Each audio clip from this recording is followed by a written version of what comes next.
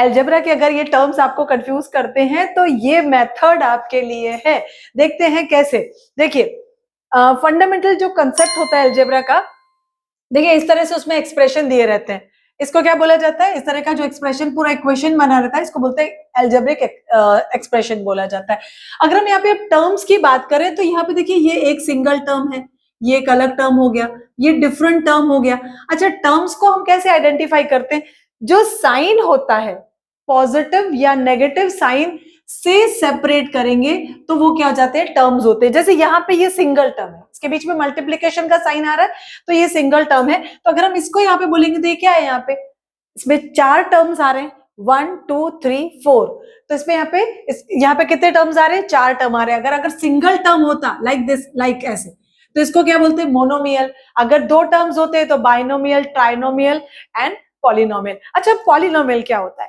देखिए जो यहाँ पे अगर हम पॉलिनोमियल की बात करें तो polynomial again is a algebraic expression in which the power of, जो भी यहाँ पे पावर होती है वो क्या होती है? सारी पावर जो होती है वो पॉजिटिव होती है, नेगेटिव नहीं होती है। अगर मैं यहाँ पे बात देखूं, ऐसे लिख दूं यहाँ पे x-1, तो ये पॉलिनोमियल नहीं होगा। अगर मैं इसको ऐसे लिख दूं यहाँ पे √x, तो ये भी क्या है? पॉलिनोमियल नहीं होगा, राइट। अब हम अगर पॉलिनोमियल के टाइप्स की बात करें तो पॉलिनोमियल के जो टाइप्स होते हैं वो कौन कौन से टाइप्स होते हैं? देखिए, लीनियर पॉलिनोमियल।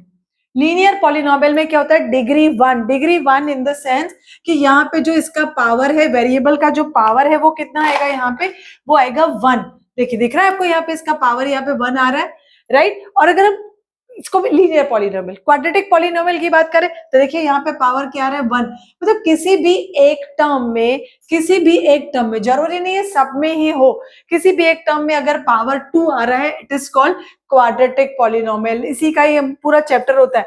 क्यूबिक पॉलिनोमियल, देखिए यहाँ पे डिग्री कितनी आ रही है? यहाँ पे 3 आ रही है यहाँ पे, तो इसको क्या बोलेंगे? Cubic polynomial. कांस्टेंट पॉलिनोमियल की बात करें तो इसमें देखिए कोई भी वेरिएबल नहीं है, कोई भी वेरिएबल नहीं है, तो इसको हम बोलते हैं कांस्टेंट पॉलिनोमियल। तो ये टर्म्स अगर आपको क्लियर होंगे तो आपके लिए चैप्टर बहुत इजी हो जाता है करने के लिए। तो इस तरह की बहुत सारे ट्रिक्स के लिए मेरे YouTube के चैनल को भी आप सब्सक्राइब कर लीजिए। Thank you.